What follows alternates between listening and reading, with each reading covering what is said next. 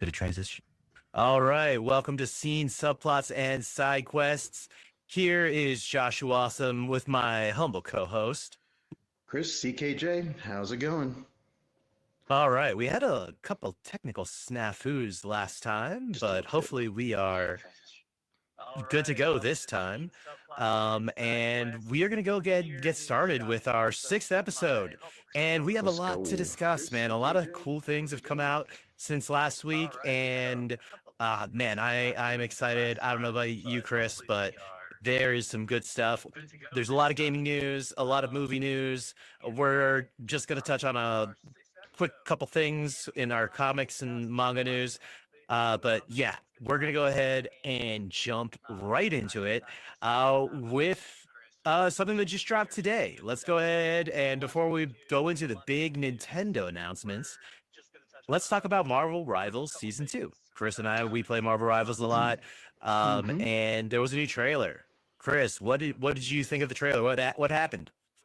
Dude, thought it was really cool, really awesome. We got the Hellfire Gallery starting this season, which is super cool. And it's going to be on Krakoa, believe it or not, for those who not, know and the know-how. That's mutants like safe haven for mutants. So that's going to be cool. We got some new characters like Emma Frost coming to the game. We got potentially Ultron coming to the game. Not potentially, but he is. So that's going to be super exciting. Yeah, so that's gonna be what the next wave of characters. Um, did they drop hints as to whether they're going to be like tanks, damage, strategists? Well, they already confirmed it on social media that Emma Frost is going to be a tank. That's exciting. Okay, yeah, so she'll be able to pop in and out of her diamond form. That's Yeah. probably how she's going to be tank. Well, she showed a quick clip of her just like conjuring up like two, you know, astral projections of two other characters. So that looks like it's going to be her fun Oh, ability. okay, yeah, using the psychic abilities in an interesting Mm-hmm. like way for decoys and stuff, kind of like Oh yeah, Loki, but you know, tank style. exactly. Super excited for that. And then I don't know about Ultron, but rumors are saying he's going to be our first flying support healer, which is going to be super interesting. Interesting choice for Ultron. So I'm interested to see how that works out. Probably going to be a lot of drones, I'm assuming, like flying around, launching drones, maybe like a totem-esque healing. Right, that could be pretty cool. Interesting. Yeah, man. I mean, I thought the art was really good for it. They showed some new Mm-hmm. skins for a lot of the X-Men characters, which I'm Yep. super psyched about. Kind of aligns with like, the big cast reveal with Doom and all Mm-hmm. the older X-Men from the previous like the first generation of X-Men movies Oh yeah. stopping by in that. So yeah, man, that's super exciting. I know I'm interested to see the event, right? So the Hellfire Oh yeah. Gala. I wonder if there's going to be other. So I mean, she's the White Queen, Emma Frost. Mm-hmm. For those who are in the comic, know she started with the Hellfire Club. There's the White Queen, and there's going to be the other like hopefully royalty within that. Mm-hmm. Island of Krakoa. Krakoa is actually also a mutant, so that's interesting. But Ooh, also mm-hmm. the island of Krakoa itself, um, which their mutants are kind of like spread far and thin right now. So Oh yeah. in the current lore of comics, For yeah, sure. man. So that's super exciting. Mm-hmm. I still have to finish like I finished the battle pass, but I'm trying to get a little extra currency, trying to save up for a skin or something. Oh yeah. I after we played, I bought that Venom skin, the orange one, Oh and yeah, I'm trying to so get then to you that got the token. costume bundle or whatever. Exactly. So I'm excited for that. Yeah, that's like the thing that kind of makes that worth it because then you can get any other skin as well. Oh, 100%. I'm excited for it. Yeah, and you play Venom too, so that's a good pickup. Right.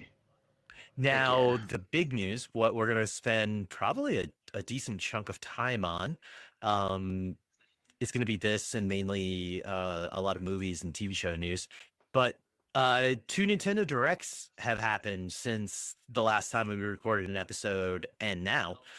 And the first Nintendo Direct was mainly for all the cool new Switch 1 stuff. And then Mm-hmm. the second Nintendo Direct was more geared towards the Switch 2 announcement.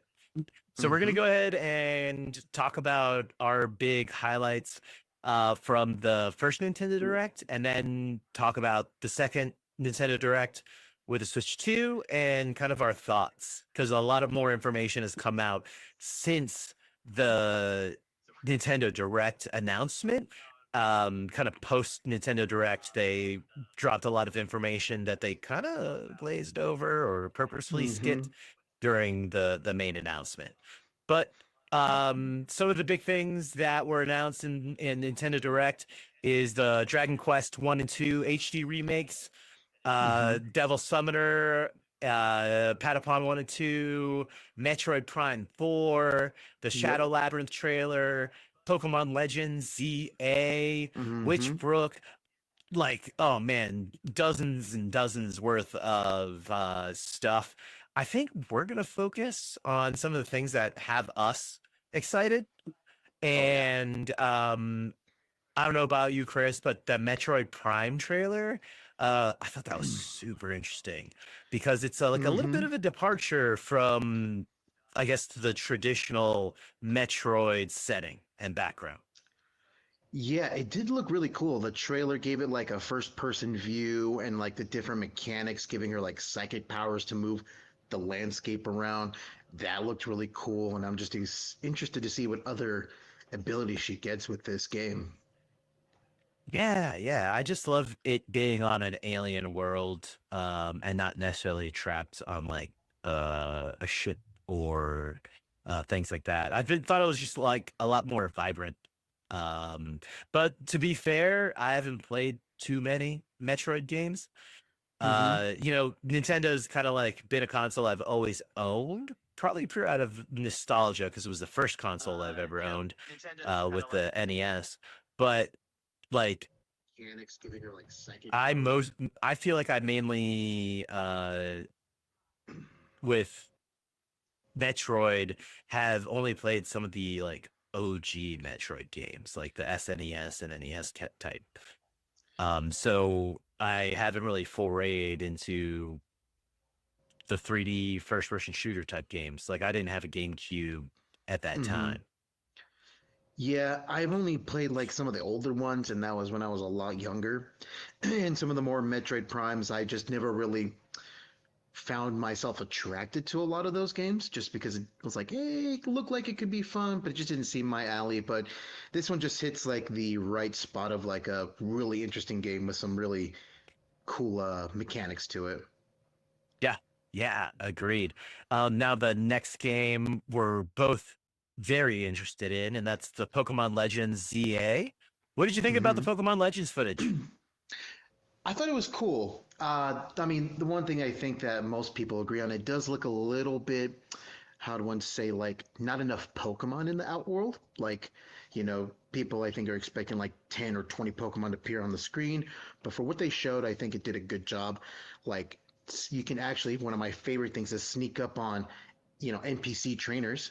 After all the years they've been surprising us and challenging into a battle, we can do the same to them, but attack them all. We're doing it at the same time. And it looks pretty good, and I'm imagining it's going to look even better on the Switch too.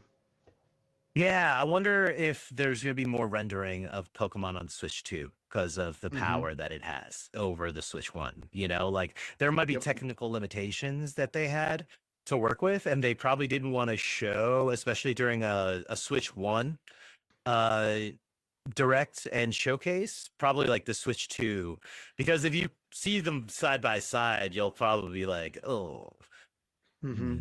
you'll see the age of the Switch 1.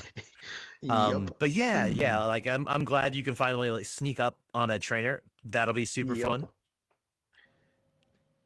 And then Mega Pokemon are back, which is actually really cool. I'm hoping they introduce some new ones and really, bring some old Pokemon to life into the main stage that never got that chance to shine. Yeah, exactly. And with Pokemon Home, uh it'll be nice to hopefully get some of those Pokemon that you haven't been able to get in the current generations back.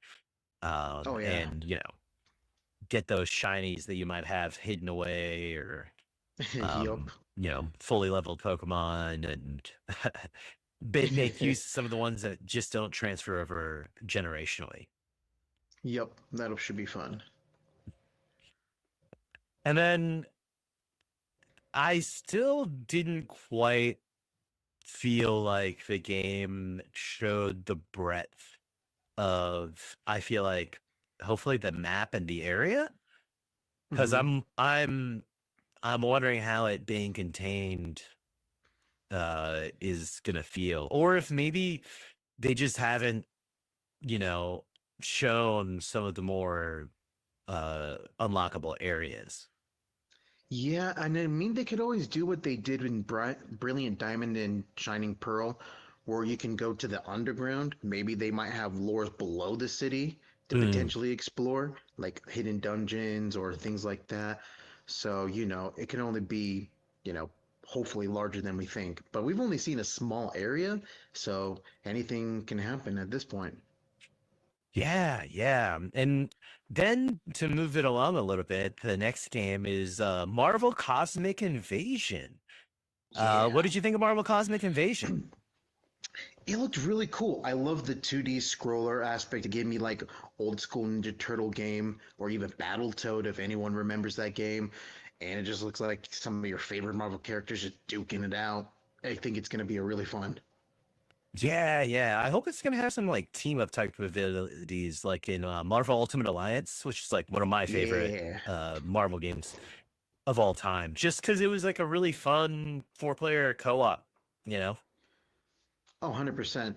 I wish they would do like, a Thing or a Hulk fastball special with Wolverine or something like that. That could be very cool. Yeah, like a Wolverine and Colossus. I mean, Rival's shown that it can be done. It's been done in other games, but I think they've like, made it way more viable. Just eating your Oh, teammate 100%. across the map. Exactly. And I hope we get to play as some like super villains and not just all heroes. Don't get me wrong, I love the heroes, but I do love me playing some villains. Well, yeah, and they have like interesting powers too. You shouldn't neglect that because there's like a lot of possibilities. I mean, I'm glad that we're getting Ultron, right, in Yep. the Rivals. So, and there's like some team ups that you're like, oh, if they were on the same team, they would probably totally do this. Right. So I'm excited to see how that game plays and especially on the Switch because I know it's a little bit older, but I'm excited either way. Yeah, yeah. And then what do you think about like the new virtual game cards? I like the concept of it. Able to like, hey, I'll let this Nintendo Switch borrow a copy of this game for like, what was it, 7 days, 14 days, and then it just, you know, leaves that system. I do find like it not holding the data for that game to be a little bit annoying. Because I mean, if somebody's like, hey, I don't know if I want to spend this money on this game yet, can I borrow it? And I don't want to lose all that progress.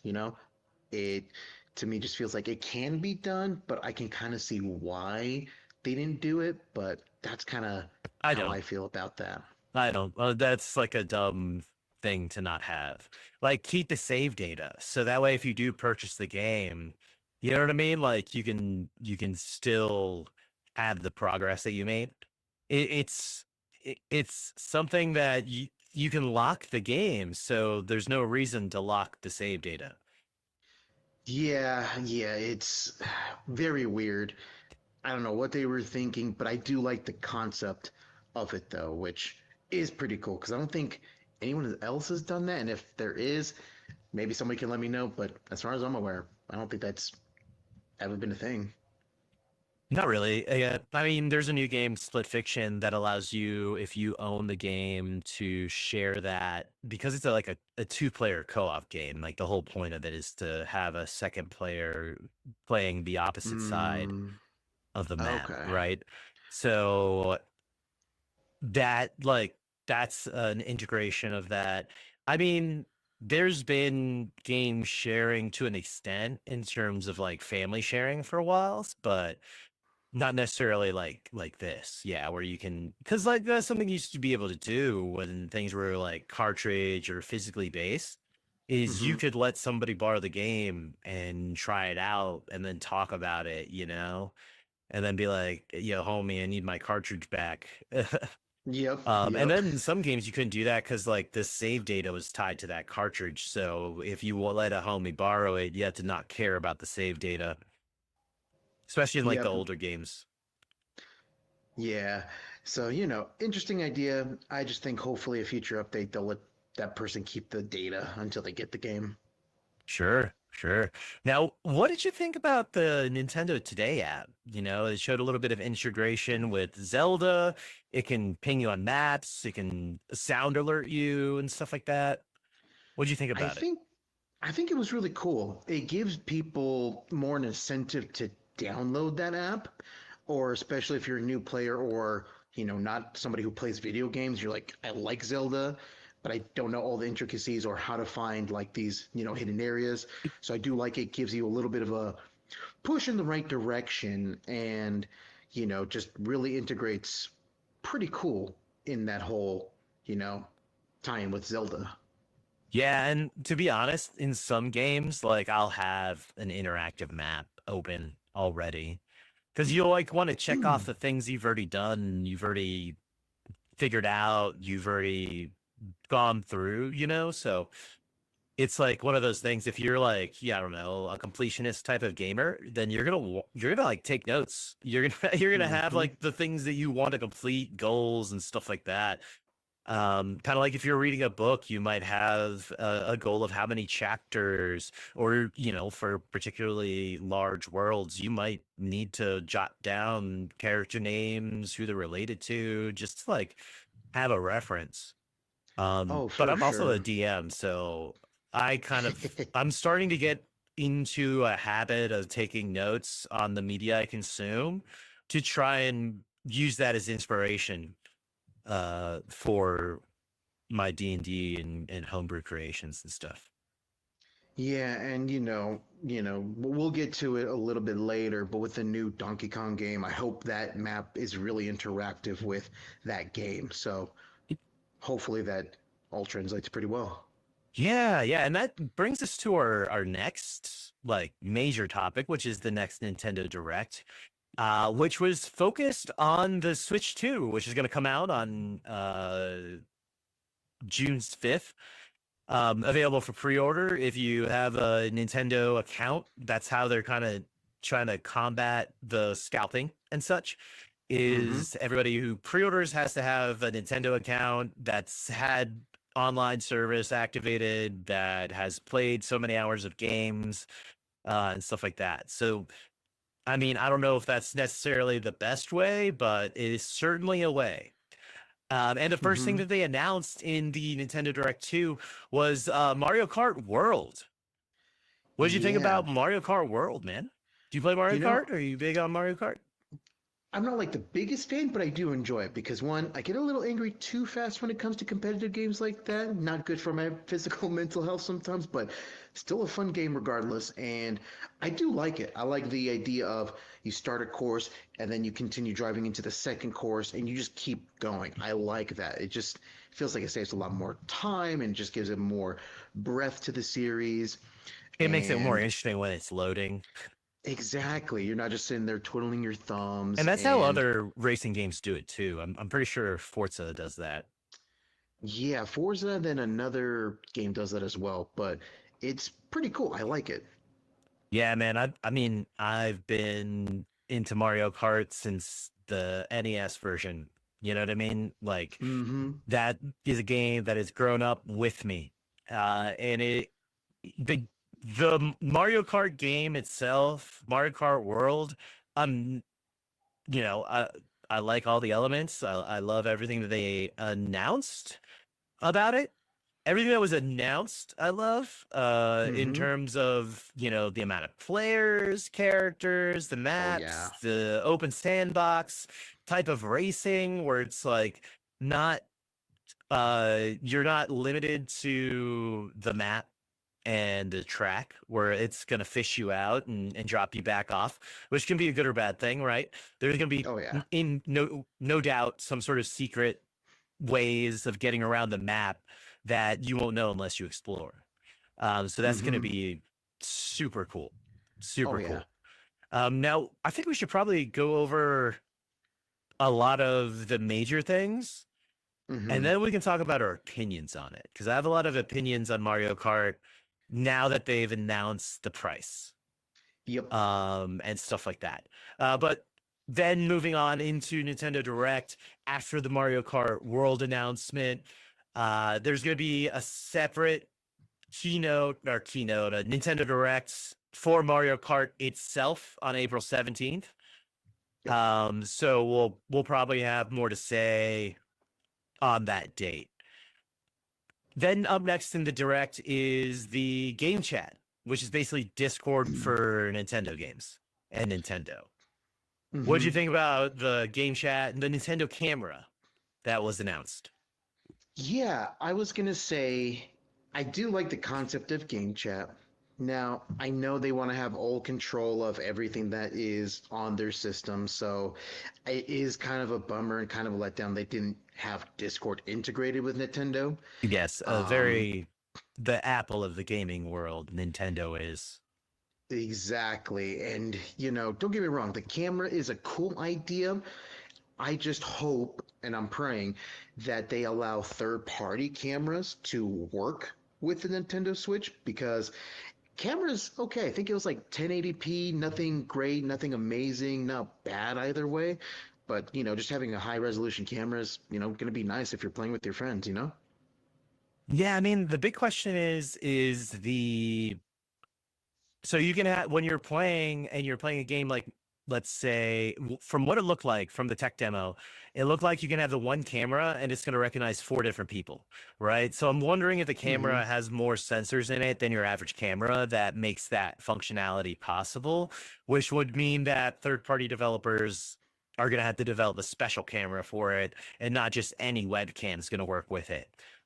um that's kind of what I'm wondering is how is this a regular camera, there's software that's doing it, Mm-hmm. or is this a special hardware talks to software to enable all this to happen, Yeah, because I which feel is a like it might very be again Apple thing. very true. Because I feel like it might be both, like to your point, because we saw them integrate, well, not integrate, but we saw the person on the camera get put into the Mario Party game and actually do like actual live movements to be part of the game, which, Right.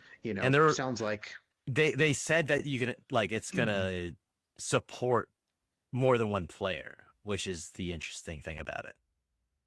yeah, so, cool idea. Just wish it was a little bit more, available to other people, but still cool. Yep, and hopefully the game chat software works and it's not going to be Mm-hmm. buggy. Because I mean, the big thing is there's companies that and software that specialize in that already that other developers and gaming companies have just integrated into their systems. So, well, it'll be interesting to see how that works. Oh, yeah. And then after that, it's something that actually I think is super dope and a really cool feature that they integrated is game share, where if one person owns a compatible game, you can share the game locally to up to three systems and also supports online play. With other Switch 2 systems. So that to me, I mean, the Nintendo DS, I'm pretty sure had that capability, but that to Mm-hmm. me is the bringing back the four-player couch co-op type of deal. You know what I mean? Like Oh, four people yeah. can bring over their Switches now, and one person can own a copy of the game, and everybody can play, and everybody can enjoy the party. And there might have been a limitation in the fact that there was a big buy-in to a game that maybe somebody only plays when they head over to their homie's house. What do you think about game share?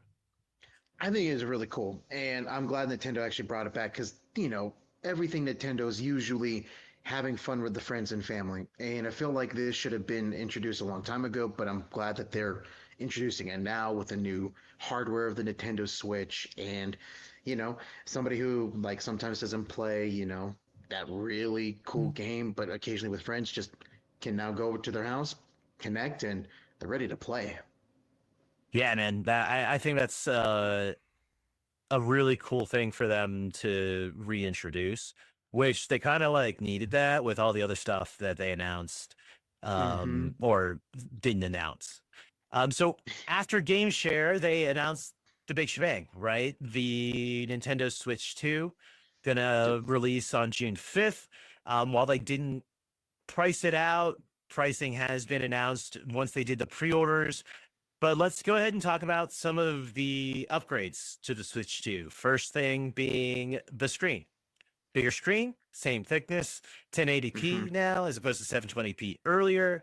Yep. High HDR, LCD display, 120 frames per second.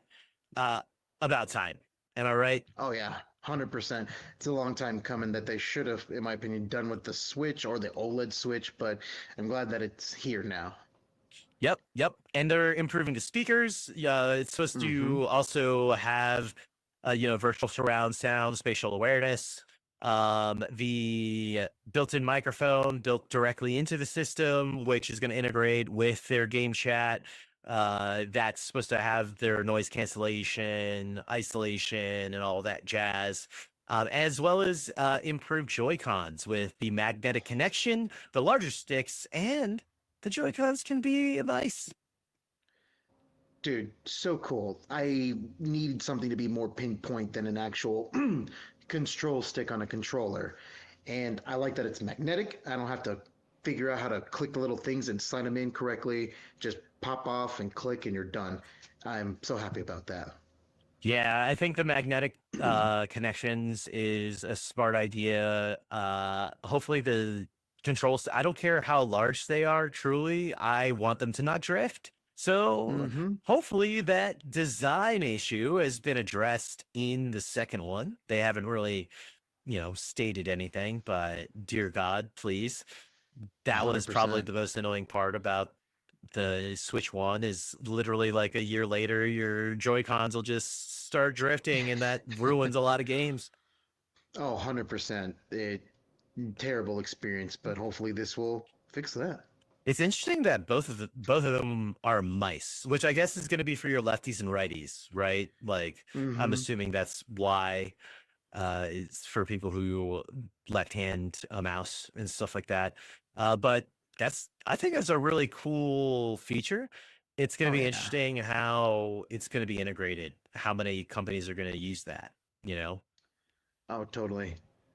Some other upgrades, freaking two USB-C ports finally. You don't have to awkwardly try and charge your Nintendo while keeping it on the stand using some sort of weird tiered system to have the charging port snake in underneath, unless you had a special stand just for that. Mm-hmm. But finally having two USB-C ports, which they'll need, right? They had to integrate that in order to have the freaking camera. Oh, 100%. So I'm glad that they finally have to. It was very awkward just having the one, especially it being at the bottom. Yeah, I hope I really don't have to say, "Hey, Nintendo," you know what I mean? Dude, don't get me started. It's you're gonna have to say it, but it's just one of those things. Like, geez, that's like it just gives me flashbacks to the Connect. Now, I use Mm-hmm. the shit out of my Connect. Not gonna lie, I actually really loved the thing. Wish that the promises of it kind of like paid out, but it's a tough kind of like sell. Oh yeah. Now it's on top of the two USB-C ports, 256 gigabytes of internal storage. The dock is going to have a cooling fan finally, and also supports Mm-hmm. 4K resolution finally. Thank I God. mean, shoot, man, the Nintendo Switch is almost like a PlayStation 4. Thank God it needed to be to catch up Yeah, but it with needs to be a PlayStation and PlayStation Xbox. 5, but Oh, whatever. you know, this is just a big step for Nintendo in general. So, I'm glad that they actually made this giant step. Yeah. And it's takes a new type of micro SD card. It has to be an express card. That kind of makes sense. You can only go so far with older technology, and the micro SD, high capacity, high speed ones have been out for like freaking 10 years, man. Mm-hmm. So these new express cards, probably a necessary upgrade in order to run games effectively. Oh So, yeah. I mean, there's certain times where, you know, a change is a necessary one, even though a lot of people might think it sucks or they don't understand why. I mean, like certain things like speed and whatnot affect the quality of gaming. So you want the games to still have the right quality for the definition of the console. Oh, for sure. And then certain Switch 1 games are going to be backwards compatible. In fact, they offered 3 different ways of playing a Switch game, Mm-hmm. which we'll talk about a little later. But, you know, one of the things that they offered is a new Welcome Tour digital game, which would be super exciting if it wasn't paid for. Like, Dude. you know, I mean, Mm-hmm. I'm going to date myself, you know, but I'm pretty old. Blackberries used to come with a game called Snake, and BlackBerry put that Mm-hmm. shit in there for free on purpose to teach their customers how to use the scroll wheel, right? To get Yeah. used to and use the scroll wheel because that's how you played the game. And Yeah. man, what a way to try and get somebody into your system by having this dope game that goes over all the features. But when it's paid Mm-hmm. for, it loses that. Yeah, like remember on the Nintendo Wii, the Wii Sports just came with it. That looked like it could be a $30, $40 game. And they didn't say the price of this, but any price that's not free for this is a big slap in the face, in my opinion. Yeah, man, like if it's a welcome tour, there's nothing like a big old entrance fee to make you feel welcome. Oh, 100%. And it's not hard to use the darn thing. Not even an actual game. Right. Exactly. Exactly. And like, what is an actual game nowadays? Do you own it? We'll talk about that a little bit more when we talk Mm-hmm. about the upgrade packs and the virtual game cards or the game cards. But they did announce the Switch 2 Pro controller, which does look like a significant upgrade from the Switch Pro controller. um, where it's going to have a built-in headphone jack, the chat button, and the big upgrade to me that's probably going to make this worth it is the 2 programmable back buttons, the GR, Yeah. GL. Which is going to be pretty cool because I have like a pro controller right now that where you can press, I forget what button it is, but it'll keep mashing the A button so that way you don't have to, keep doing that for certain games or if you're trying to spawn things. I'm hoping that we can program those back buttons for that. Right, right. And we're gonna well, yeah, I think it's supposed to be able to program like it. Well, we'll see. We'll see when it comes out. And then they announced that there's gonna have there's gonna be Switch games, Switch 2 Mm-hmm. games, Switch 2 edition games, which are specific Switch 2 games. And then they're also going to have Switch 2 upgrade pack. Mm-hmm. Mm-hmm. Yeah, that run really threw me off when it came to like the new pack for Legend of Zelda. And the fact that you have to pay extra to get the better version, which is enhanced graphics, is a little bit messed up in my opinion. If it can run it, then it should run it at its full capability. You know what I mean? Yeah, yeah. If you're kind of like has already made an upgrade, an update to it, you should kind of reward your existing customer base with loyalty by offering that, you know? Oh, 100%. It just so weird that they decided to do that. Yeah, no, I completely agree. Completely agree. And then one of the things with that is I'm pretty sure I heard within there that if you have a Nintendo Online subscription, your games will get the upgrade pack. Hmm. So it could be a way to drive Nintendo Online subscriptions, but you know, it is kind of scummy that they have this available and they're paywalling it. Oh, 100%. So weird. And then, they announced the Nintendo app in-game integrations with Zelda, kind of, furthered the iterations on that, and then jumped into the Metroid Prime 4 Beyond and Pokemon Legends Z to A specific Hmm. Switch 2 editions, which looks way better. I Oh mean, the yeah. Pokemon one, at least, everything just looks so buttery smooth, Hmm. which was Hmm. good. And then aside from there, they went on to third-party games. They went on to Elden Ring Tarnished Edition, which Elden Ring on the go, pretty dope. If you don't have a Steam Hmm. Deck, Nintendo Switch will fill that capability. We got Hades 2, Street Fighter Yep. 6, Split Fiction, EA Sports SC, Damon Cross Machina or Ex Machina, Hogwarts Legacy, Tony Hawk Pro Skater 3 and Oh 4, yeah. Hitman World Assassination, an unknown or not really talked about Project 007 game that looks really cool. Heck One of yeah. my favorite RPGs, Bravely Default. There's a lot that they're kind of going through. Hyrule Warriors, Age of Imprisonment, Hmm. Yakuza Zero Director's Cut, Oh the yeah. Nintendo GameCube with the Oh Nintendo dude, that's Classics. yeah. That's gonna be really big. A Nintendo GameCube controller, Borderlands 4, Civilization 7, WWE 2K, NBA 2K, Final Fantasy 7 Remake, Kirby Air Riders, which looks like almost Oh. like a Kirby-esque kart game. Yeah, it's the second of its kind. The original was on the GameCube. Loved that game. One of my favorites on the GameCube. And this looks like a new continuation, and I am so hyped about this game. You don't understand. Yeah, yeah. And then they finished it off with Donkey Kong Bonanza. Oh, Which dude. man, I saw the destructible environments and Donkey Kong, it just looked pretty dope. I mean, it had everything I wanted from Donkey Kong, except not enough bananas to collect. But the game itself looked well designed, looked well crafted. Oh yeah.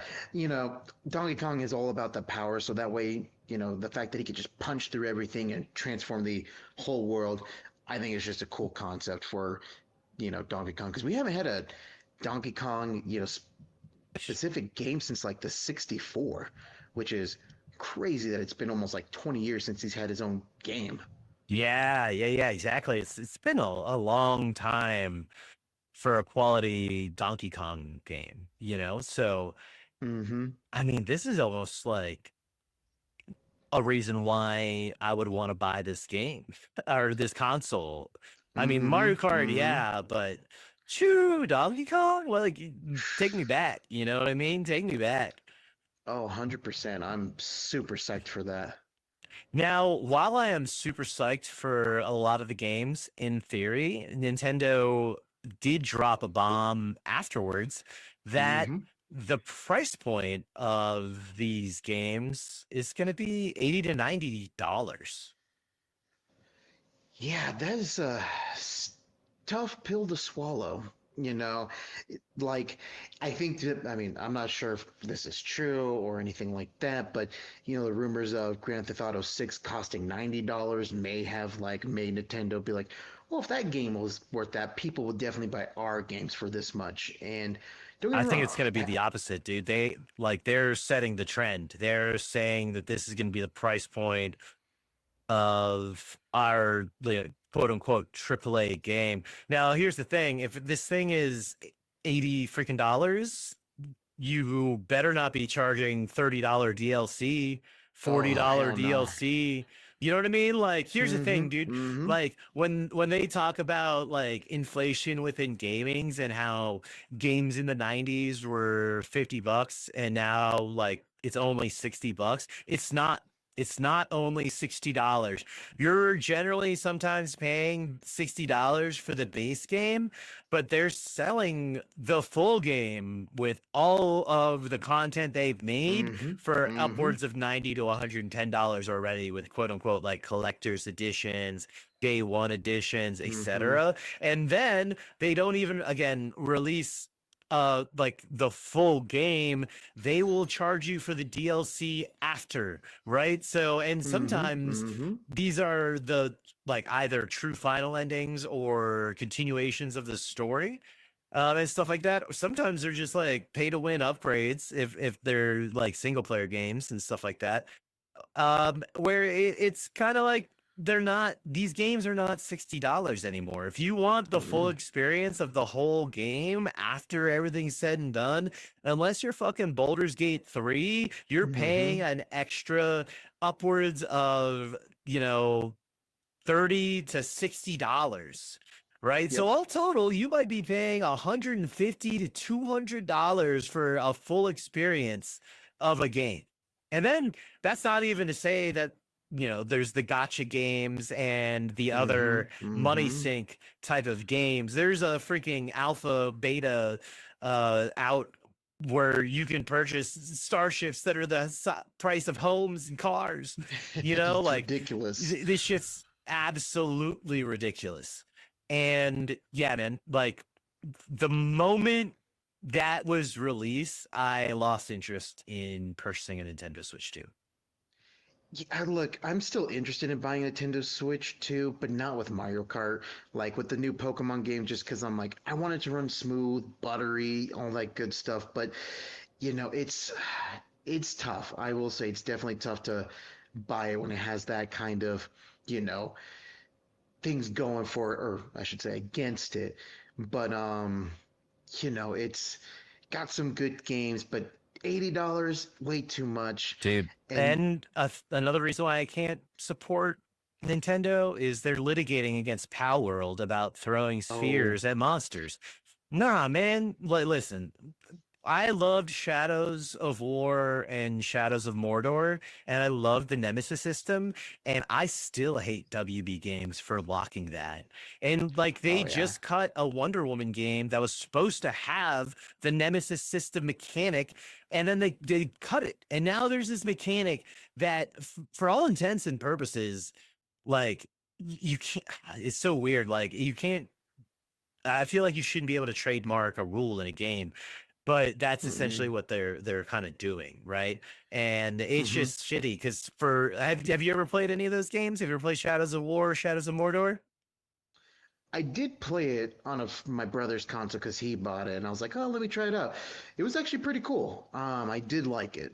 Yeah, man. And like that's the thing is like, you know, you had a chance to play it on somebody else's console, but people won't be able to play that unless they get those specific games because WGB Games has locked that mechanic. And Nintendo is setting this precedent of this trademarking of a game mechanic. And I, as a avid fan and lover of games, can't support that. Right? Like I can't throw my money at a company that will do that. The last Pokemon game I bought is probably going to be the last Pokemon game I play. Like all the Nintendo games I currently have are probably going to be the last Nintendo games I play, unless I don't know, people enjoy watching me play games on stream and it becomes a career or something, which highly unlikely. Which means it's highly unlikely I'll move further supporting Nintendo with the way they're kind of treating their fan base and their customer base. No, thank Yeah, you. well, it's kind of crazy because I'm not sure if you saw, but they kind of gave like a game demonstration of like Donkey Kong Bonanza, and all in the chat was just drop the price, drop the price, drop the price, all in that live chat. And you know, there's only been one time that I remember them dropping the price of a console, and I'm hoping they do that for the games, if not the actual console as well, to just, you know, be Nintendo again.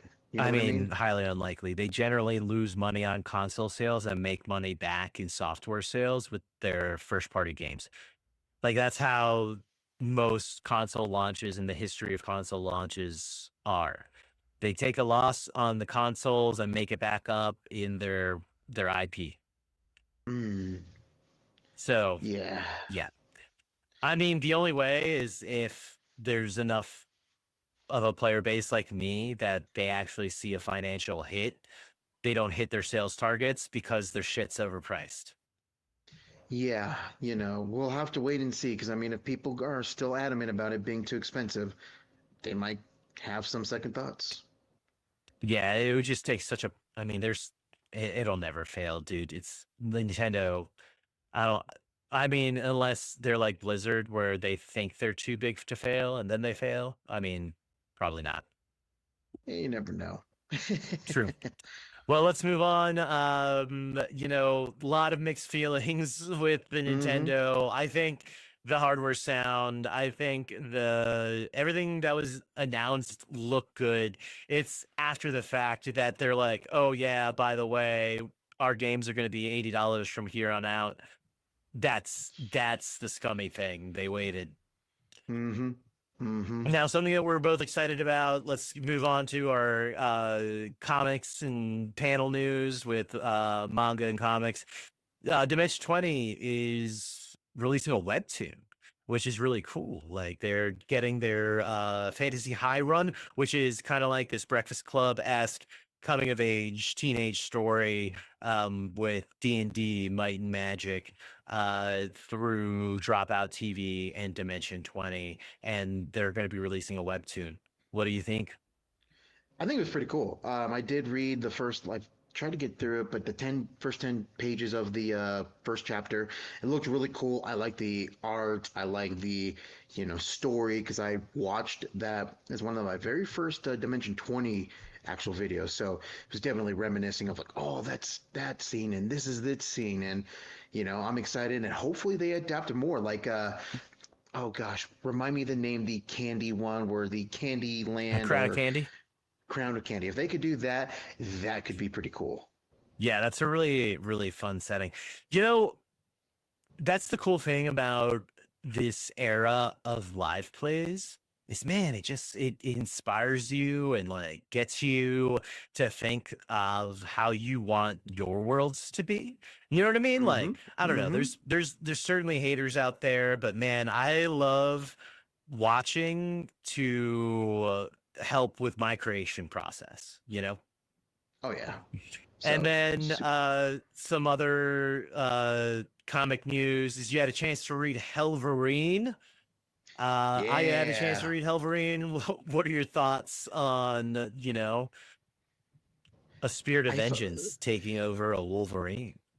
that was pretty cool. I love, the fact that it's, Wolverine's son, Dakin or Duncan, I forget how you pronounce Dakin, it. yep, I Um, think. and him just not being able to control it like some other Ghost Riders. It's just like, hey, I see a need for vengeance, so I'm going to take over and give justice where it's due. And just him with the skull with his three claws, the two on top and one coming from the wrist. So cool. I like that concept a lot. Oh, so you probably don't know much about Dakin then. I know a decent amount. Like, I know he has the three claws and then his pheromones to stop healing factors, and not much more other than that. Okay, okay, yeah, yeah, yeah. No, I mean Wolverine's son, raised by this alpha Wolverine, if you will. I forget his name, but yeah, the son of was it Kiriko? Uh, his Oh, wife in Japan. And yes. yeah, yeah, yeah. It's one of Wolverine's many illegitimate children, but Mm-hmm. actually killed and then brought back from hell essentially by the spirit of vengeance, because it's the closest thing to Wolverine, Yep. essentially. But yeah, man, like it is a super interesting concept. I do love the fact that they're doing something interesting, more interesting with his character now. Mm-hmm. Like, I don't know, Wolverine's been tortured enough, I feel like. Dude, he's been through the ringer, man. Give Yeah, somebody else the spotlight. yeah, exactly. Let somebody else suffer a little bit, Mm-hmm. a little Mm-hmm. more. Oh So yeah. yeah, man, that was really cool. I'm kind of hoping that they recanonize Agents of Shield with Robbie Reyes, Ghost Rider, Mm-hmm. and bring back uh the actor Gabriel or whatever. Um, as that version of Ghost Rider, fucking bring back Johnny Cage, or not Johnny Cage, Ooh, Nicolas Cage. Fuck it, bring him back, and then maybe have yeah. somebody new for Daniel Ketch, right? But I think there should be. I don't think there should be a Ghost Rider movie. I think there should be a Ghost Riders movie Ooh, that could be really cool. or Spirits Them. of Vengeance, like we're reading now. where maybe we get like three different Ghost Riders, each doing their own thing that converge at the end Oh into yeah. one big Ghost Rider fucking crazy hell battle. Oh yeah, I could see them easily doing battle with Mephisto. That could be really cool. Finally bring him into the scene. That could be a way to bring Mephisto into it too, like a Mm-hmm. Mm-hmm. fitting like genre, not genre, but like like it's his world, Yeah. it's their flavor, their horror, and make that maybe be the first horror one. It could Oh even be yeah. like maybe Daniel Ketch like becoming Ghost Rider for the first time and Mm-hmm. having things like blackouts and just waking up in a bloody mess and like, what the hell am I doing here? And Yeah. because Doctor Strange was supposed to be one of the first Marvel horror movies, but was just Eh. constantly twisted around until we got Multiverse of Madness, which was kind of sloppy. Mm-hmm. I mean, I enjoyed it. Don't get me wrong. It was a fun movie, but it's weak in terms of other Marvel movies, narrative wise and stuff like that. Mm-hmm. But yeah, could match that tone. 100%. I do love a good horror movie that has superheroes in it. Hell yeah. Um, Now to move it on to our anime, TV, and movie news. We had Val Kilmer dead at 68 or Oof. 65. Uh, you know, Batman for many. Mm-hmm. Mm-hmm. Was it Goose? For a lot more in Top Gun. Yep. And Or just no, wait. I believe it's Iceman. I Iceman. Yeah, think. yeah, yeah. Yeah, yeah, yeah. You know, just a lot of like iconic roles Val Kilmer had. Kind Mm-hmm. of tough go at it at the end. I'm pretty sure he battled with cancer Yep. and stuff like that. But man, makes me want to kind of go back and watch all the Batman. Yeah, I want to just go back and watch all three Batman, even though they're a little corny and a little fun. They're just so good in their own way, And I'm just, would like to rewatch it just to honor it and just like, be like, well, we'll never get this, but it was nice when we had it. But the thing about it, about that corny and fun style of superhero, it kind of reminds me of like the new Superman teaser that just came out that we watched literally like Mm-hmm. An hour ago. seconds before the this podcast. We're like, oh, we should add this to the show notes. Because like that got me psyched. That got me Mm-hmm. hyped for Superman. For those who hasn't seen the sneak peek, it shows Superman in his red tights glory, Mm-hmm. getting saved by Crypto. And then it kind of shows various shots throughout the movie. I gotta say, it kind of gave me that feel good Superman, kind of like Christopher Reeves esque, uh, just imagining of this alien in Mm-hmm. our world. Yeah, it was so cool because this trailer starts off with him looking battered and beaten, and then we get Crypto, and I love the fact that Crypto is a dog and not just like a really intelligent human. Just like I can still understand to do things like a really intelligent person, but I'm a dog foremost, like licking him, biting him, playing with him, Well, and yeah, I then mean, he's always been like that, right? well, Crypto's the because dog. well, yeah, because like I'm not sure if you remember that movie with Kevin Hart where they play like Crypto the dog and Batman's dog. Just didn't seem like a pet that much, but Oh I no, no, I do. did not see that. I didn't Super see it, but I Pets just or only watched a whatever. trailer. Yep, yep. Yeah, I mean, But it looked fun, but I knew stuff like that would probably irk me as a comic book fan. yeah, but in the trailer we got Hawk Girl, and then we got Guy Gardner as a Green Lantern, and some weird alien that I have no idea who it is, and I'm just excited to see who beat the crap out of Superman. And apparently, Guy Gardner is supposed to be in the HBO Green Lantern series with the Hal Really? Jordan and John Stewart story. Ooh, that should be interesting. Very interesting. Yeah. Man, yeah, no, it got me hyped. Mr. Terrific. Mm-hmm. You Mm-hmm. know, who did put the work to Superman in that? Yep. You know what I mean? We had a chance to see Lex Luthor, Mm-hmm. only one little line, but I know the actor is really good, so I'm super psyched. I'm pretty stoked. Oh yeah, me too. I'm super hyped for the trailer. And then some other news we'll go through is there's Star Wars Tales of the Underworld, where it's kind of teased a couple things.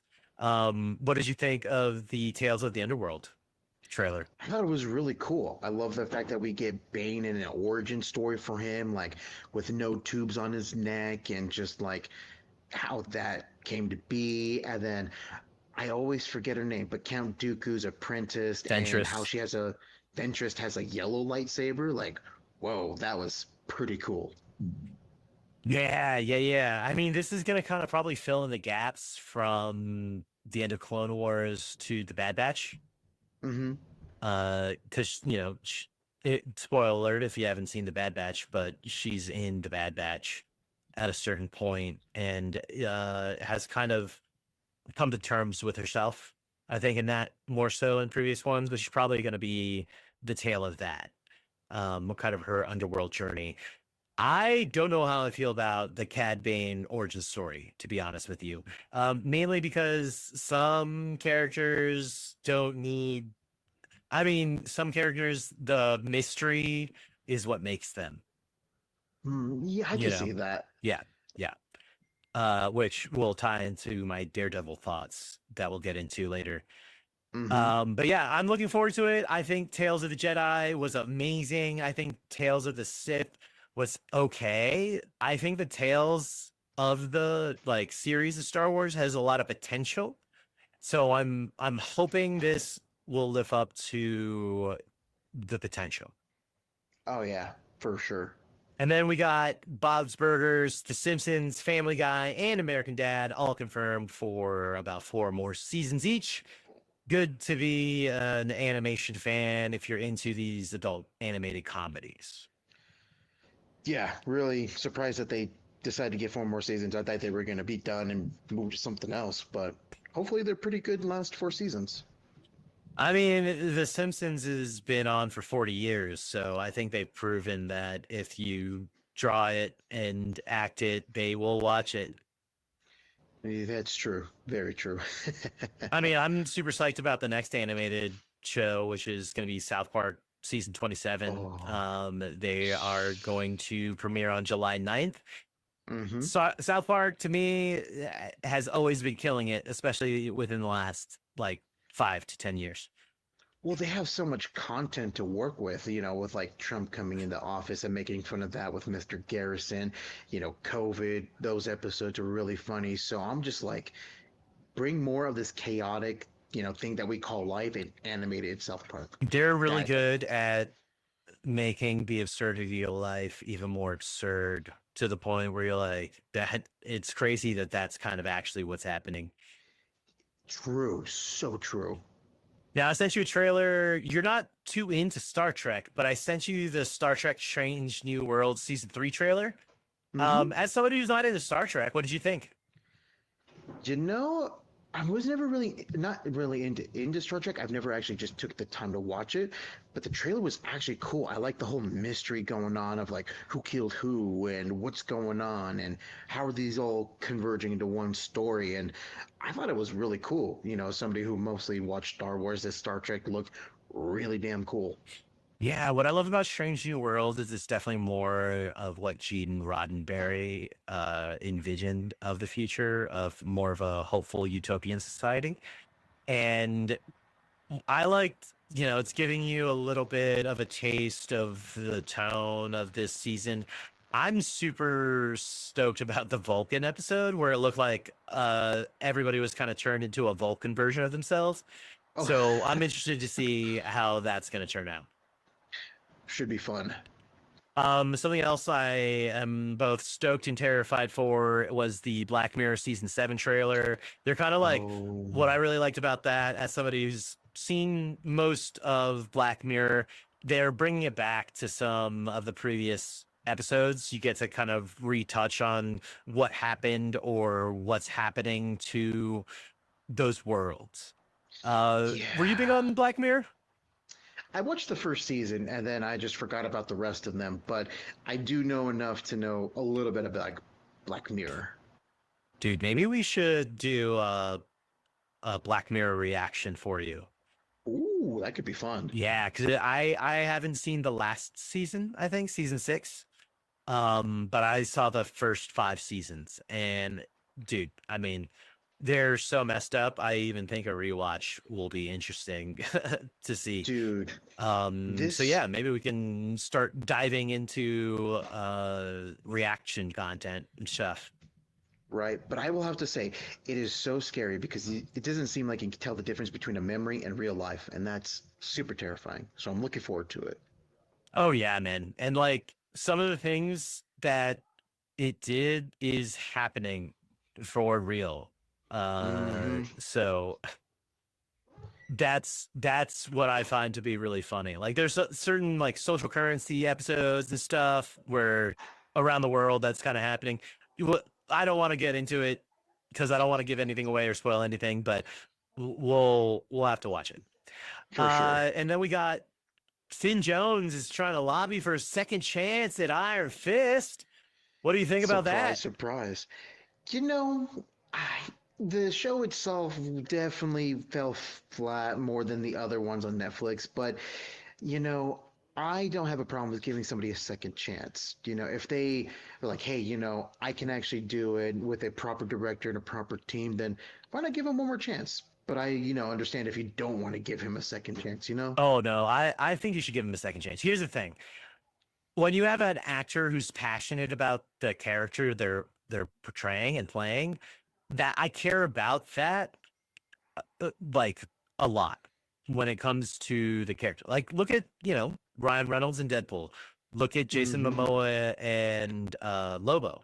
Like I think he's Mm-hmm. going to bring what needs to happen for that character because of their passion for the character. Charlie Cox and Daredevil. I think that Finn Jones wasn't given the same tools as the other actors. I think Mm-hmm. that they really rushed it. I think, man, give it like Disney, send him out to train for like 6 months. Yep. Like get him sound and make him look like he should be the Iron Fist and give us the Seven Heavens arc. Like, give us the Ooh, Mortal Kombat arc of Iron Fist, dude. dude, That's what I that's want. There's badass. there's potential there. I think Finn Jones can handle it. I think with the right direction and script, Iron Fist can be a really cool property. And I think Finn Jones is a good actor. And I would love to see what he could do with a better script. Oh yeah, I'm hoping that we get that arc or a whole arc with that. That'd be sick. Yes. And then something I'm looking forward to, Rick and Morty season 8 coming out May 25th. Um, I'm a big Rick and Morty fan, been watching it since the beginning. Uh, I'm excited to see for the next couple seasons. I'm glad they're like, not necessarily waiting as long between seasons. Have you Hmm. are you a big Rick and Morty fan? Yeah, I haven't watched the last season, but season 7 was really a phenomenal, and the other ones are really good. I love Rick, and Morty's always a interesting character, as in like a little bit too much of a crybaby at times, but also very like, oh yeah, that's something I would probably do in this scenario. So I'm excited for season 8, especially that trailer of the cross gun that seemed really funny. Yeah, yeah. I mean, listen, Rick and Morty just has some really strange and off the wall humor that I tend to go for. Hmm. Um, so yeah, I'm looking forward to it. I think they do a fairly good job.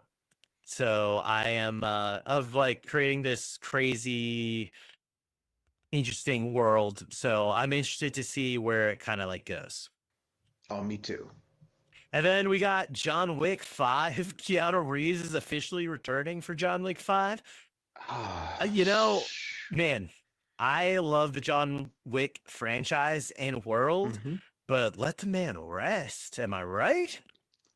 dude, I'm with you. I mean, especially after four, and anyone who hasn't watched four, this is a big spoiler. With him dying at the end of four, I'm like, is this going to be a prequel? Is this like how he became John Wick? And what are they planning to do after that? Just like let the man live, let the man breathe. Because after four, those are four good movies. Not many movies can say that. Yeah, man. I mean, I love Keanu Reeves as John Wick. Don't get me Mm-hmm. wrong, but I'm Oh just yeah. saying, like, tell a story with an ending. Yep. An Yep. ending. Don't be like the Fast and the Furious franchise. Just end it and let it be good. Yep. Yep. Hopefully the new Karate Kid Legends movie is gonna do that. Cause man, there's been a lot of Karate Kid and had a Mm-hmm. whole spin-off YouTube series that turned into a full-on show. So Crazy. a new Karate Kid Legends trailer dropped, and this is gonna be the next generation of Karate Kid. It's converging the two universes with Jackie Chan and Ralph Macchio. What do you think? I think it's pretty cool because I do like the fact that the kid of this story already has a foundation of kung fu, and they're combining it with karate, and it's going to come up with something new, something different, and we get two different teaching styles of one who's actually a martial artist and somebody who played the original Karate Kid and coming to hopefully make a banger movie. I hope, man. We'll see. It's almost like they're gonna mix martial arts. Oh, Oh snap! What if that's where it came in? Like all of a sudden, there's a wrestler guy, and it's like, oh shit, he's not just gonna be the Karate Kid. He's gonna be the mixed martial arts kid, started from the ground up. right? Yeah. I mean, listen, Jackie Chan, I'm a huge fan of. hmm Is this movie gonna be good? I don't know, man. I have no Yeah. idea.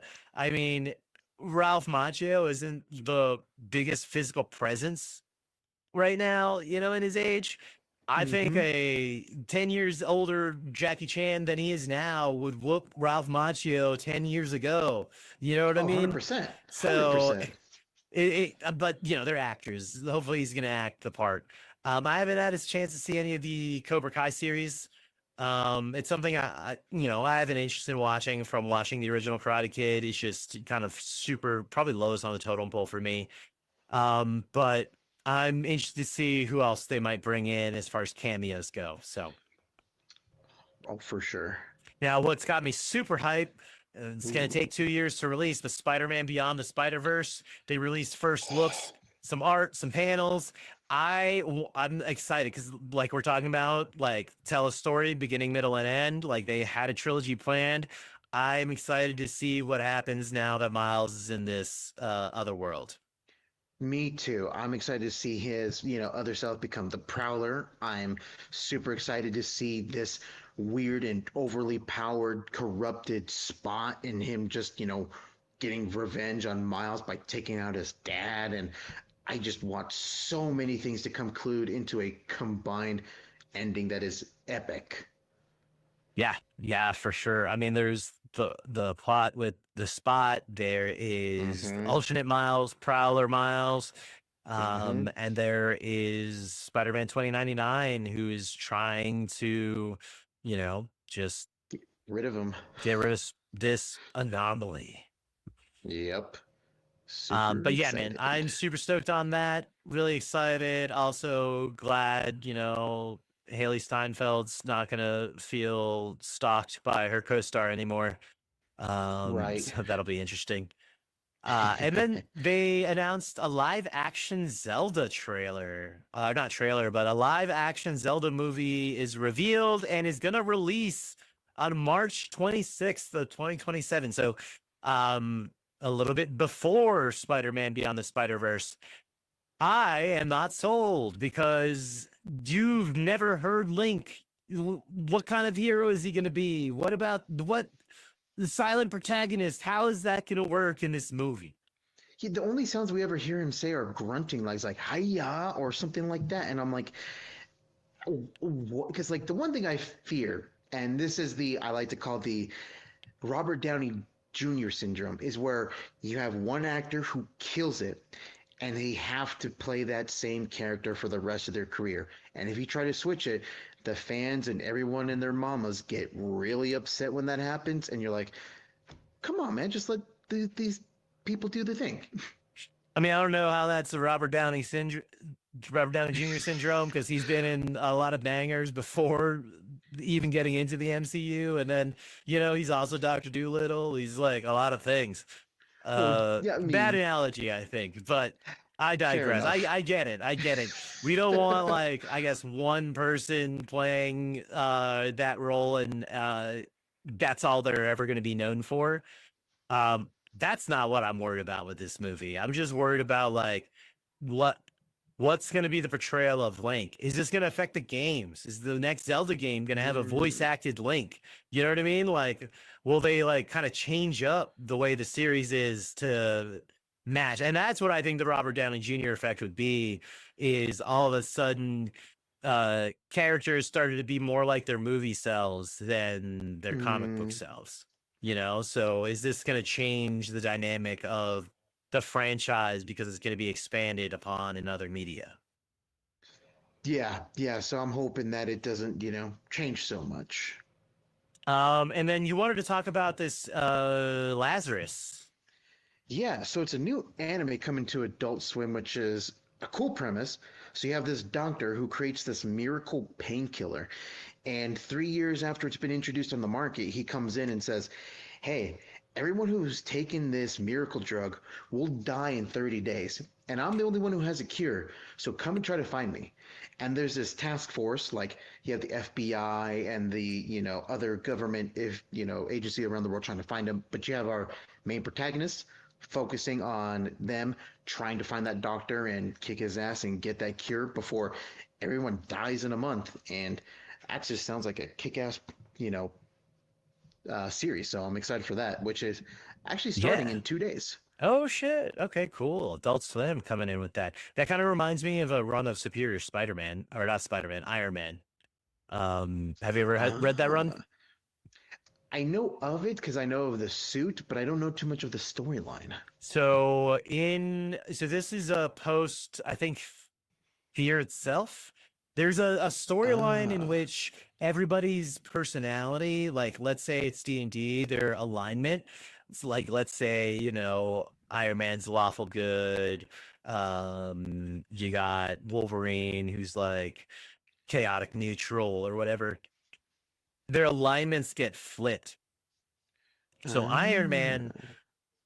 becomes that venture capitalist military arms dealer again, and what he does is he creates kind of like this super app that he gets everybody addicted to, and then once everybody's addicted he makes the app a paid service, and it Oh costs like no. $100 a day, but people are like What? dependent on it.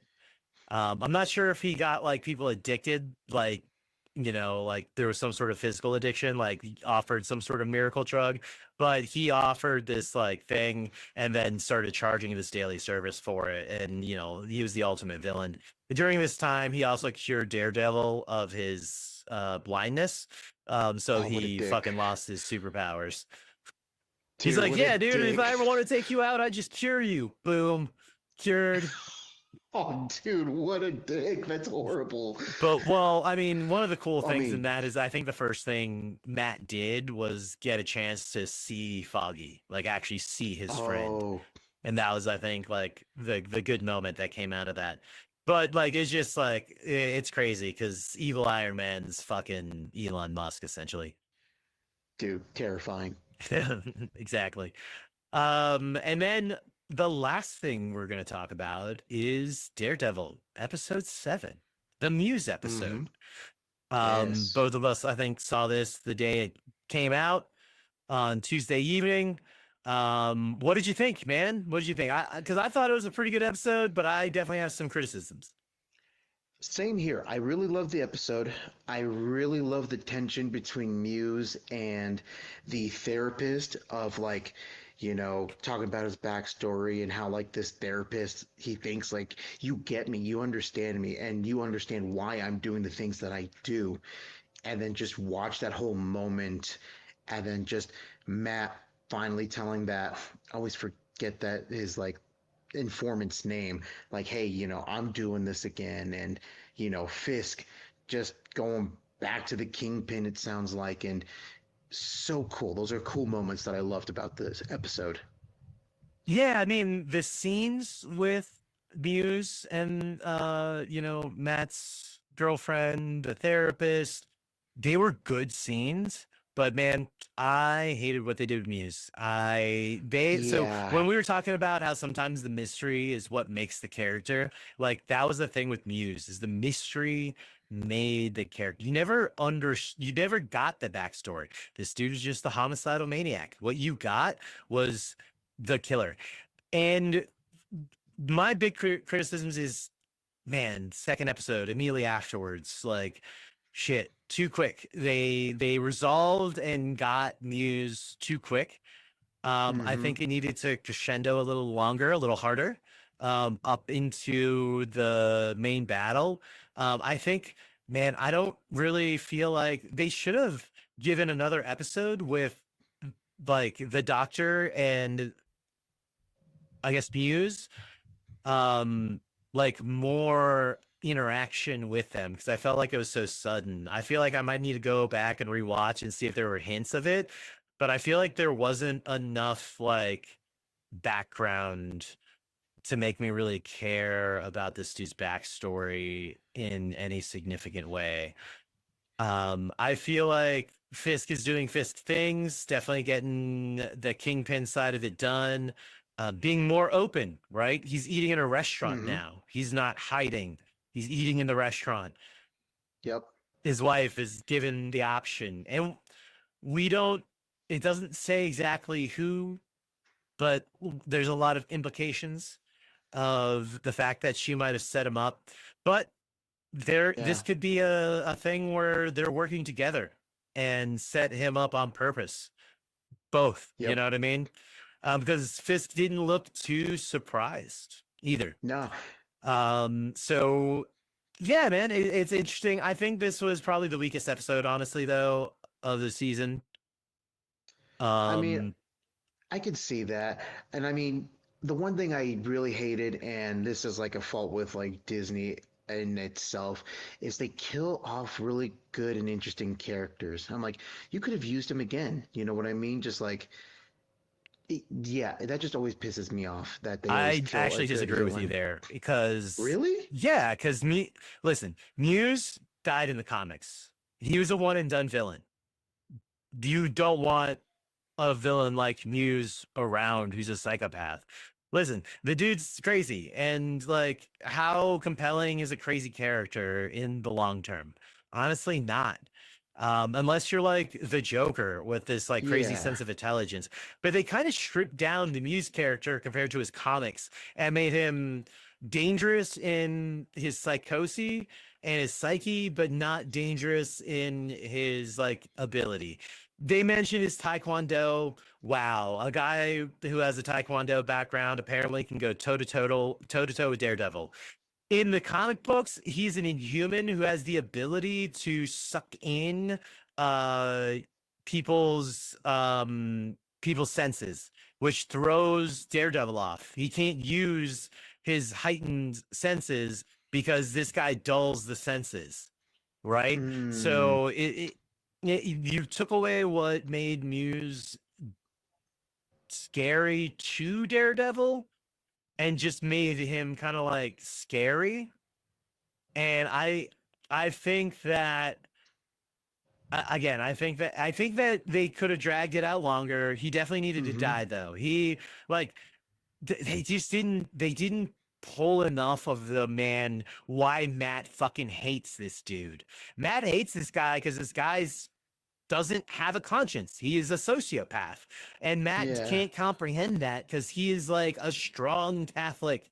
You know what I mean? He has this strong Mm-hmm. sense of morality and God. And when he Yep. meets somebody with no morality, it throws him. It throws him for a loop. It shakes him. And that just didn't happen in this. And that's the disappointing thing is if you're aware of Matt's struggles from the comic and you're aware of like, Muse from the comic, then this just felt like Muse light. Now I see your point. You know what I mean? It felt like they had something and they didn't dig deep enough to strike gold and they were just happy with a couple of little small rocks instead of a gold bar. You know what I mean?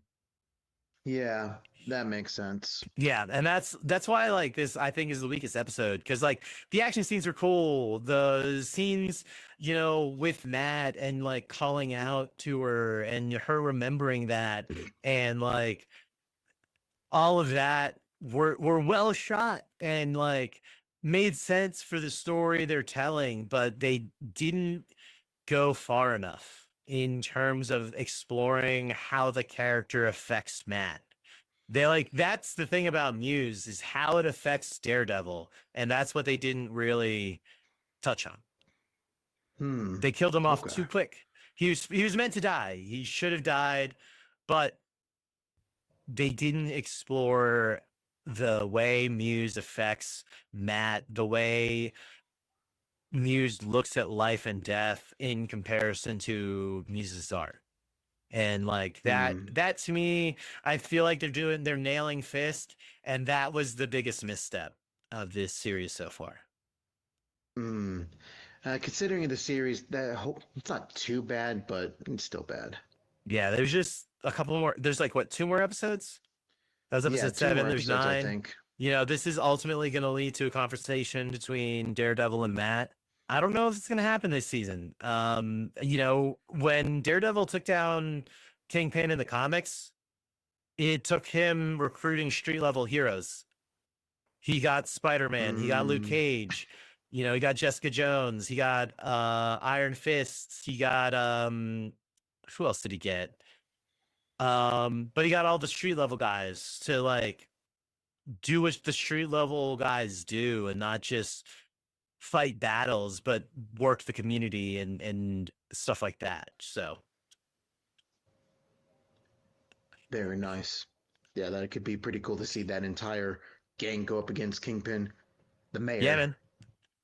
Well, I'm glad we were able to get some of those technical issues worked out. We were supposed to record this last night, but literally an hour's worth of audio and video technical issues. We had to call it quits because we were mentally exhausted. But I'm glad we were able to come back on this one, share our thoughts on the Nintendo Direct and the new Daredevil episode and all the other crazy new gaming news and movie news coming out. I think next week we're going to try and have comic centric episode and also maybe talk about Assassin's Creed Shadows. Depends on when we can get our Assassin's Creed expert on the line. But if you had and enjoyed our podcast, remember to like, comment, and subscribe. Let us know what you thought about Nintendo Direct and Daredevil. And we will see you next time. See you next time, folks. Adios. Peace out. Off a day. Adios.